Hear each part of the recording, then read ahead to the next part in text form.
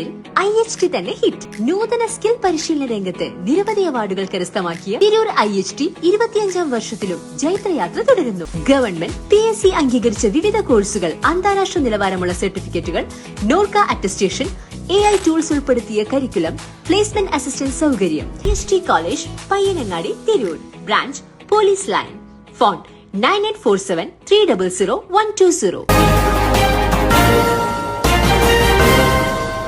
നമസ്കാരം, പ്രഹേളിക ന്യൂസിലേക്ക് സ്വാഗതം. കുട്ടികൾ ഉണ്ടാകാത്തതിനെ ചൊല്ലിയുള്ള തർക്കം. ഭർത്താവിന്റെ ജനനേന്ദ്രിയം മുറിച്ചു മാറ്റി രണ്ടാം ഭാര്യ. ഉത്തർപ്രദേശിൽ കുടുംബ വഴക്കിനിടെ യുവതി ഭർത്താവിന്റെ ജനനേന്ദ്രിയം മുറിച്ചു മാറ്റിയതായി പരാതി. അമേഠിയിലെ ജഗദീഷ്പൂരിലെ ഹസൻഗഞ്ച് കച്ചനാവ് എന്ന ഗ്രാമത്തിൽ ശനിയാഴ്ച രാത്രിയോടെയാണ് സംഭവം നടന്നത്. 38 വയസ്സുള്ള അൻസർ അഹമ്മദ് എന്ന അയാൾക്കാണ് രണ്ടാം ഭാര്യയിൽ നിന്നും ഉപദ്രവമേൽക്കേണ്ടി വന്നത് എന്നാണ് പോലീസ് വ്യക്തമാക്കുന്നത്. സേബ്ജോൾ, നസ്നീൻ ബാനു എന്നിങ്ങനെ 2 ഭാര്യമാരാണ് അൻസർ അഹമ്മദിനുള്ളത്. 2 ഭാര്യമാരിലും അഹമ്മദിന് കുട്ടികൾ ഉണ്ടായിരുന്നില്ല.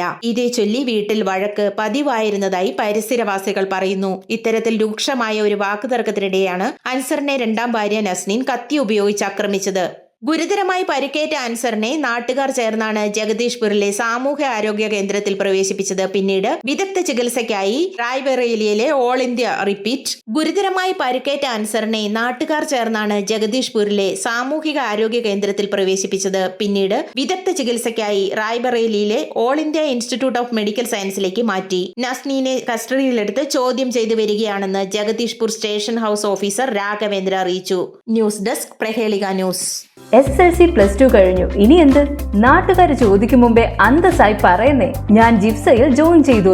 2 ലക്ഷത്തോളം തൊഴിലവസരങ്ങളുള്ള ഫയർ ആൻഡ് സേഫ്റ്റി വിദ്യാഭ്യാസ രംഗത്ത് 25 വർഷത്തെ പ്രവൃത്തി പരിചയ സമ്പന്നതയോടെ ഇന്ത്യയിലെ ഏറ്റവും വലിയ സ്ഥാപനമായ Saint Joseph's international fire and safety academy നിങ്ങൾക്കായി അവതരിപ്പിക്കുന്ന certificate in fire and safety and industrial fire and safety management, ജിഫ്സ.